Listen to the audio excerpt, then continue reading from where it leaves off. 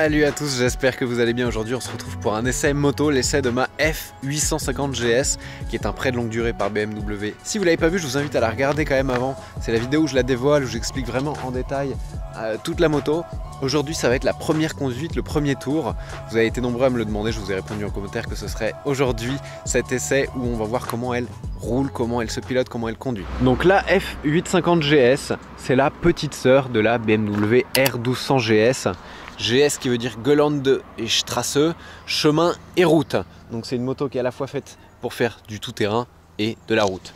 850, c'est la cylindrée du moteur, c'est un bicylindre de 850 cm3 qui est relié à une boîte à 6 vitesses multidisque à bain d'huile avec le bruit que fait l'embrayage à l'arrêt. Beaucoup de personnes pensent que c'est un embrayage à sec, mais c'est bien un embrayage à bain d'huile. Et donc celle-ci dispose du coloris Rally. C'est cette livrée blanche avec les petites bandes bleues et rouges qui fait un peu penser à une moto de police. J'aime beaucoup, c'est très joli. J'aime beaucoup cette partie vraiment ici qui mélange aluminium, enfin c'est du plastique, hein, mais aluminium, couleur aluminium, blanc et les détails bleus avec le petit badge BM qui est très très joli. Celle-ci a les phares LED additionnels qui lui donnent un look encore plus menaçant. Sur les GS, que ce soit 1200, 850 ou 750, le phare de jour est toujours asymétrique comme ça, c'est assez joli. Et évidemment de nuit tu as un autre phare, c'est des phares full LED de série. On a une bulle qui peut se mettre sur deux positions, position basse ou position haute que tu peux changer en roulant. C'est une moto qui est aussi faite pour faire le tout-terrain, donc celle-ci dispose de pneus Michelin Anaki Adventure Enduro. Alors personnellement tu vois ce chemin en terre c'est le seul enduro que j'ai jamais fait. Elle dispose aussi du sabot moteur en dessous qui permet de protéger la ligne d'échappement, des crash bars, et elle dispose aussi de ça, c'est très pratique, même, ce serait même pratique sur une moto pas d'enduro, mais c'est les repose-pieds qui sont crantés et en fait ton pied ne glisse jamais même quand il est mouillé de ce repose-pied ici du levier de frein. Et de l'autre côté pour la boîte de vitesse c'est pareil, c'est cranté et du coup ton pied une fois qu'il est dessus, vraiment il bouge pas. La moto est assez haute, moi je fais 1m78 mais quand je suis monté dessus je me suis dit waouh, elle est encore plus haute que la R1200 GS. Mais en fait celle-ci dispose de la selle rallye qui a 890 mm, mais avec les options tu peux descendre la hauteur de la selle jusqu'à 805 mm avec 3 intermédiaires entre les deux. 805 c'est châssis rabaissé, tu peux avoir ensuite selle extra basse, selle normale et selle rallye qui est la plus haute. Cette selle rallye est plutôt ferme, c'est pas un coussin tu vois, mais sur des longs trajets les selles plutôt fermes j'ai remarqué que c'était souvent plus confortable que les selles qui sont plutôt molles, qui vont être confortables au début mais ensuite tu vas avoir mal aux fesses. La puissance du moteur est transmise via une chaîne et non pas un cardan, contrairement à la R1200, via une boîte 6 vitesses et celle-ci est équipée du shifter up and down. Le shifter, pour ceux qui ne connaissent pas, c'est quelque chose qui fait que tu n'as pas besoin de toucher à l'embrayage pour changer les vitesses. Alors pour démarrer en première, tu as besoin quand même d'embrayer doucement, mais ensuite pour monter ou descendre les vitesses, tu n'as plus besoin de toucher à l'embrayage. La F850 GS pèse 233 kg, elle a un réservoir d'essence de 15 litres avec une réserve de 3,5 litres. Le bicylindre de 850 cm3 fait 95 chevaux, 92 Nm de couple. Donc deux séries, on a le magnifique écran TFT, ça c'est vraiment une tuerie sur les nouvelles BMW. Tu peux avoir plein d'informations sur ton véhicule, la consommation, etc. Tout se contrôle ici via le bouton du menu ou alors ici via cette molette qui permet d'aller à droite, à gauche, en haut et en bas. C'est assez facile à utiliser et l'écran est vraiment magnifique. De série, on a aussi l'ABS Pro qui permet d'avoir un ABS qui fonctionne même quand la moto est sur l'angle. On a les modes de conduite Rain et Road de série, les phares clignotants à LED. Voilà, donc ces clignotants à LED sont de série, ils sont visibles de très loin, hein. La LED ça éclaire bien, ça c'est pas mal pour être vu. Et dernière chose de série, cette petite prise 12 volts ici qui permet de connecter un adaptateur et d'avoir des prises USB. Donc de base avec ces équipements de série, la F850 GS est à 12 650 €. Si on veut le style rallye comme celle-ci, c'est 265 € en plus. Et ensuite la technologie, les technologies en option que tu peux avoir sur les BMW Motorrad, ça fonctionne par pack. Donc celle-ci dispose premièrement du pack confort à 670 € qui inclut la béquille centrale, les poignées chauffantes qui sont chauffantes sur 3 niveaux et crois-moi elles chauffent bien. Il peut faire très froid, tu es sur l'autoroute avec les pare-mains et les poignées chauffantes, même avec des gants qui ne sont pas des gants hiver, tu n'auras pas froid aux mains. Le pack confort inclut aussi les capteurs de pression des pneus, donc qui permet d'avoir l'indicateur de pression des pneus sur l'ordinateur de bord, et le keyless ride, donc le démarrage sans clé chez BMW Motorrad. Ça se passe ici, tu appuies une fois, donc là je coupe le contact et tu peux serrer le Neyman, tu restes appuyé, hop, ça fait un petit bruit et le guidon est bloqué. Ensuite pour la démarrer, tu appuies une fois, une deuxième fois pour mettre le contact, tu as la clé dans la poche évidemment, et ici pour démarrer. pack dynamique 850 € qui inclut le Shifter Pro, donc qui permet de passer les rapports à la volée sans toucher à l'embrayage, que ce soit à la montée ou à la descente. Le SA dynamique, donc c'est cette petite chose qui permet via la pression d'un bouton de durcir ou d'assouplir ici seulement la suspension arrière et donc d'avoir une moto qui est plus dure en mode dynamique ou plus confortable en mode road.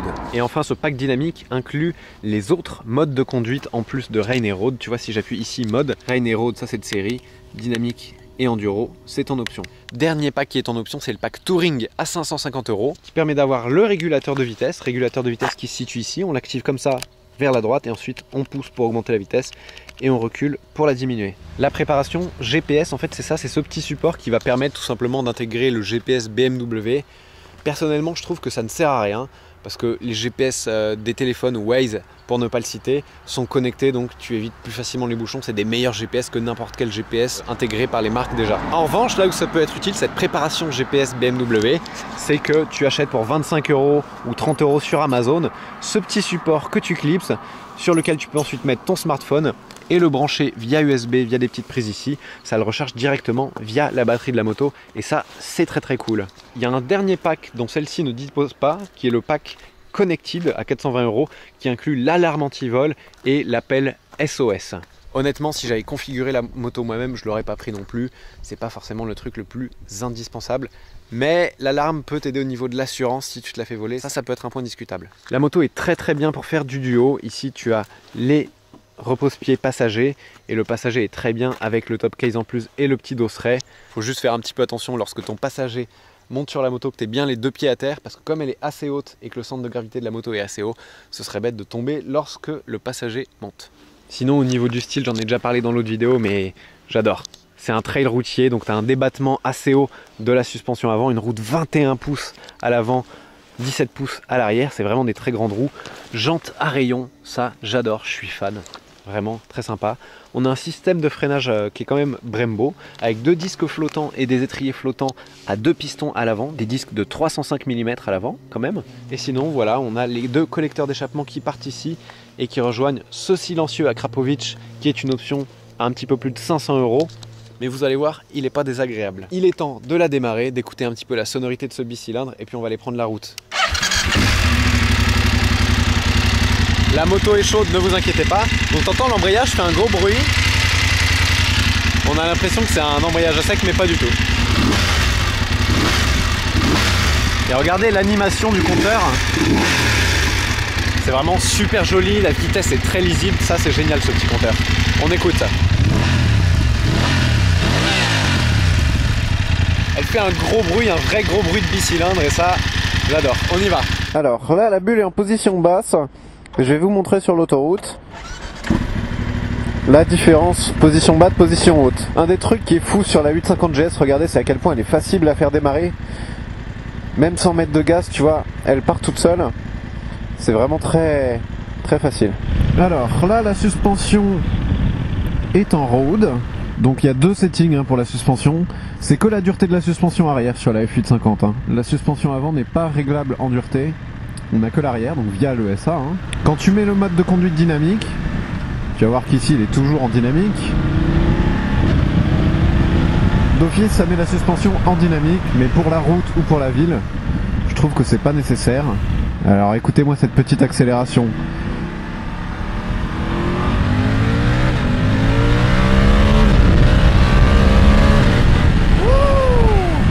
Petite insertion dynamique. On a un son moteur qui est très rageur. Alors voilà, tout de suite on va faire le test de la bulle. Là on est bulle basse, on se prend tout le vent dans la gueule, il n'y a pas de doute là-dessus. D'ailleurs je vais vous mettre un petit régulateur de vitesse, hop, et bulle haute. Voilà. Ça enlève une partie du vent, mais on a quand même toujours le vent qui tape le haut du casque. Vous allez voir l'angle de l'essai, je vais très souvent parler de la BMW R1200 GS. Premièrement parce que j'en ai eu une, et deuxièmement parce que celle-ci c'est vraiment la petite sœur de la R1200 GS. Mais c'est pas la même moto, celle-ci est moins chère, pas le même moteur, plus légère, etc. Donc sur l'autoroute, là on est à 110, on est quand même bien exposé au vent. Sur une 1200, on est moins exposé au vent. Alors les pare-mains qui sont en option, qui sont de série avec la finition rallye, mais qui sont en option si tu prends la moto la moins chère. Ils protègent très très bien du vent, et en plus on a les poignées chauffantes sur 3 niveaux, donc tu n'auras jamais froid aux mains, ça c'est génial. En revanche, il n'y a pas trop de carénage, tu vois, au niveau des genoux et au niveau des bras. On a juste la bulle qui protège un peu le torse, mais sinon on est quand même assez exposé au vent, et donc quand il va faire très froid, vaut mieux que tu t'habilles chaudement avec cette moto. Côté consommation, le bicylindre de 850 cm3 consomme vraiment pas grand chose, ça c'est assez génial. Regardez, je vais aller dans le menu de consommation. Hop. Donc depuis le début que je l'ai, j'ai fait 335 km avec une conso moyenne de 5 litres 1 au 100. C'est pas grand chose. En plus, j'avais déjà filmé un essai dynamique et j'ai une conduite, disons, un petit peu nerveuse en ville. Il n'est pas alcoolique ce moteur, tu vois, il boit pas tant que ça. Là, je viens de faire le plein, 338 km d'autonomie. C'est franchement cool. Avec cette moto, on passe pas si souvent à la pompe que ça. Typiquement, un bon exemple, l'interfile. L'interfile est vraiment très facile. Alors, le guidon est large. Je pense qu'il est aussi large que sur une 1200 GS, les rétros aussi, et la moto est très fine comparée à une R1200 GS. On n'a pas les 2 cylindres sur les côtés qui dépassent et les gros carénages. Elle est vraiment très fine, bon à moins que tu mettes des valises derrière, mais elle est très fine et elle passe partout. En ville, la suspension est plus raide que sur une R1200 GS. C'est, je pense, aussi dû au fait que la moto est un peu plus légère et du coup elle est un petit peu plus raide. En revanche, ça fait le job, c'est pas non plus une sportive, c'est pas dur comme un roadster. Pour une moto de ville, c'est génial. Le plus gros point fort, je trouve, de cette moto, c'est son angle de braquage, son rayon de braquage. Tu peux faire demi-tour sur place, c'est bluffant, c'est incroyable. Tu te faufiles partout, sur la route, voilà, son gros point fort, moi je trouve, c'est sa consommation. Sa souplesse aussi, hein. La moto est pas trop nerveuse, on est sous les 100 chevaux quand même, et tu vois si tu mets les gaz. Il y a de la reprise, c'est pas de la reprise de sportive, mais c'est sympa. Et surtout, t'as ton phare à LED. Alors là, je vais pas le faire parce que devant moi, il y a un ami-motard. Mais je peux te dire que quand tu fais des appels de phare et que tu remontes des fils, si les gens disent qu'ils t'ont pas vu, c'est vraiment qu'ils le font exprès parce que c'est hyper visible. On a le shifter qui marche très très bien. Comme sur la R1200, il est un peu rugueux, faut mettre un peu de force sur le sélecteur pour passer et rétrograder. Mais ça marche nickel. Je peux pas vous faire une vidéo et vous parler du son de la moto sans qu'on passe par un petit tunnel. Ce qui est sympa, c'est que ce moteur il monte vraiment dans les tours. Tu vois là, à 3000 tours, 4000 tours, 6000. Et là il gueule. Même en 5ème, il fait un gros bruit. C'est dans les hauts régimes là, le petit pot à crash il se met à cracher. Et là t'entends les petits pop pop pop pop en première quand je rétrograde et que je relâche. Pop pop pop pop. Ça c'est sympa.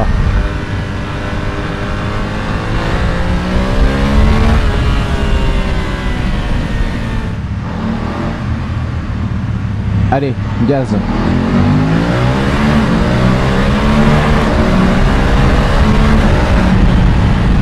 On a les petites lumières qui clignotent pour dire c'est l'heure de passer la vitesse. À bas régime c'est beaucoup de basse et à régime ça se met à gueuler, j'aime bien. Pour terminer, on va faire un petit peu de conduite sinueuse. Donc je vous ai pas fait de conduite en ville aujourd'hui, j'ai pas eu l'occasion de la conduire en ville pour la vidéo, mais je vais vous expliquer comment elle s'apprécie et comment elle se conduit en ville. Alors son point fort c'est qu'elle passe partout parce qu'elle est assez fine, ça je vous l'ai dit. Son point faible c'est que malgré le fait qu'elle soit plus légère qu'une 1200 GS, le moteur est plus haut et donc son centre de gravité est plus haut. Ce qui rend son équilibre un petit peu moins bon, un petit peu moins intuitif qu'une 1200 GS. Une 1200 GS c'est impressionnant quand tu l'approches, tu dis c'est une grosse moto et c'est le cas, mais une fois que tu es monté dessus c'est un vélo. Donc quand tu vas la prendre en main, c'est ça qui va être un tout petit peu perturbant au début. C'est vraiment de gérer l'équilibre de la moto quand tu t'arrêtes parce que tu es quand même assez au perché. Moi je fais 1m78, j'ai seulement les pointes des pieds qui touchent le sol. Celle-ci a la selle rallye, donc c'est la selle la plus haute si je ne me trompe pas, 890 mm, mais c'est pas si perturbant tant que tu t'arrêtes pas comme un taré avec le guidon braqué. Là tu vas te péter la gueule. Faut juste faire gaffe là où tu t'arrêtes et de pas mettre le pied dans un trou ou sur une surface glissante qui là te ferait perdre l'équilibre. En revanche, une fois que tu es sur la moto, tu es très très bien assis, t'as le dos droit, t'as les bras dans une bonne position, ils sont pas tendus. Et là où je l'ai découverte vraiment cette moto, c'est récemment, ça fait 3 mois que je l'ai. Mais c'est récemment, c'est quand j'ai fait une balade, et c'est vraiment en mode balade que je l'ai découverte. où elle a pris tout son sens. Parce que la suspension est agréable, elle n'est pas aussi souple qu'une 1200 GS, mais tu as quand même un très grand débattement. Elle est un petit peu plus ferme, tu sens plus les aspérités de la route, mais tu as toujours cet effet un petit peu qui rebondit, qui fait qu'elle est très confortable. Et vraiment en mode balade, le côté souple du moteur est très agréable. Tu vois, tu as quand même des reprises si tu veux mettre des gaz. Et bas dans les tours, le moteur est surtout très souple, c'est agréable. Et si tu veux, il y a de quoi faire quand même, hein. Maintenant, il y a deux choses. Si tu cherches un trail routier mid-size, donc c'est ça, c'est les 800, 850, c'est top parce que tu as toute la techno. Cet écran pour l'instant c'est le meilleur que j'ai testé. J'attends de tester celui de Ducati. Tous les boutons, ça tombe sous les doigts, c'est vraiment ergonomiquement parfait. Et tu as toute la techno BMW, ça, il n'y a rien à dire, c'est génial. Là je vais pas vous faire un essai sportif parce que la route est encore légèrement humide. Et puis j'ai pas la prétention d'être un pilote. Mais le truc, regarde, là si je dois freiner, vraiment, c'est ça son plus gros défaut aussi par rapport à la 1200 GS, à part l'équilibre, c'est qu'il n'y a pas la suspension télélever à l'avant. La suspension télélever, c'est un troisième amortisseur au centre qui fait qu'au freinage, l'avant ne plonge pas. Sur celle-ci, l'avant plonge, et il plonge vraiment, et quand tu relâches les freins, il remonte.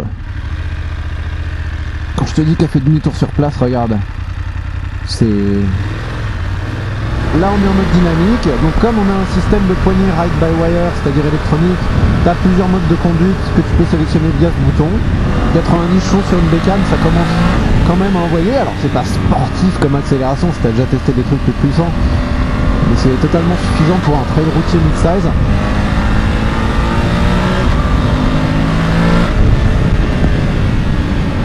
Alors elle se lance pas autant dans les virages qu'une 1200 GS avec le moteur qui est très bas et où là c'est vraiment limite tu la guides uniquement par la pensée. Ici il faut travailler un peu des bras, tu sais où tu places le train avant, tu vois, t'as pas le poids de la moto qui va t'emmener à l'extérieur ou alors qui va te perturber. Elle est plutôt bien équilibrée. Personnellement j'aurais pas mis ces pneus un petit peu tout terrain là, parce que moi je fais plutôt de la route, je fais pas tout terrain. Après si tu vas hors des sentiers battus, ce qui est vraiment ce pourquoi cette moto est faite, hein. Clairement le débattement, le côté assez léger, si tu fais du off-road tu vas t'éclater.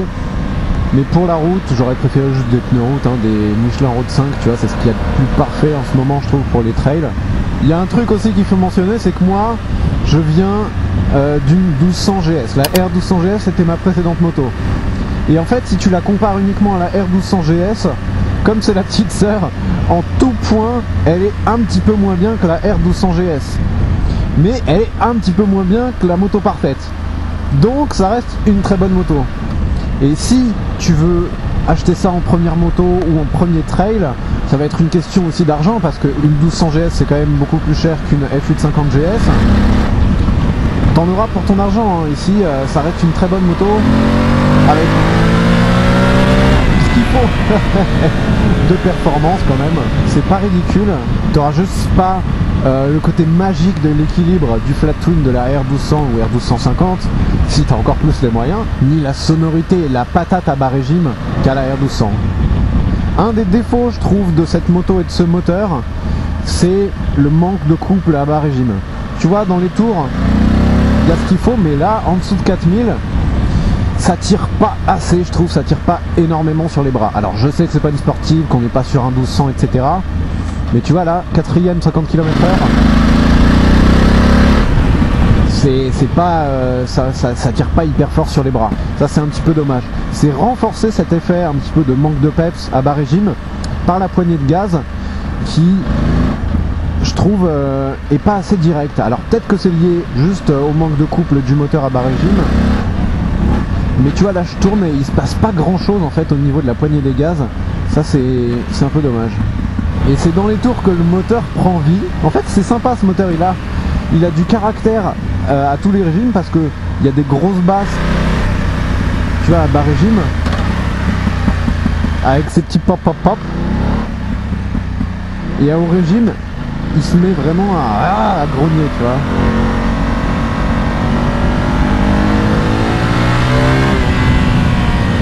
Il est vraiment hyper polyvalent ce moteur. C'est sympa. L'heure du bilan pour cette F850 GS, bah disons que si tu viens d'une R1200 GS comme moi, tu pourrais être un petit peu déçu parce que c'est ce que je t'ai dit, en tout point elle va être un tout petit peu en dessous de sa grande sœur, qui est la meilleure moto du monde. Mais si c'est ton premier trail routier, tu vas kiffer parce que t'as un bon châssis, ça freine fort malgré le fait qu'elle plonge, t'as un moteur très agréable, rageur à haut régime, un petit peu mou à bas régime, ça c'est mon seul reproche, mais en vrai c'est suffisant pour tous les jours, hein. Pour faire de la route, ce sera peut-être un petit peu limite dans le sens où t'es pas méga protégé. Pour faire de la balade, c'est un vrai bonheur. Si t'as un casque avec un intercom comme moi, tu peux connecter ton téléphone, ta musique, sélectionner les morceaux via l'ordinateur de bord. J'ai bien kiffé cette moto, on verra ce que nous réserve le futur, quelle sera la prochaine. Dites-moi dans les commentaires ce que vous aimeriez que je teste comme moto. Merci de votre fidélité, j'espère que vous avez kiffé cette vidéo. Si c'est le cas, n'hésitez pas à mettre un pouce vers le haut. Et je vous dis comme d'habitude à très bientôt pour la prochaine vidéo. Ciao!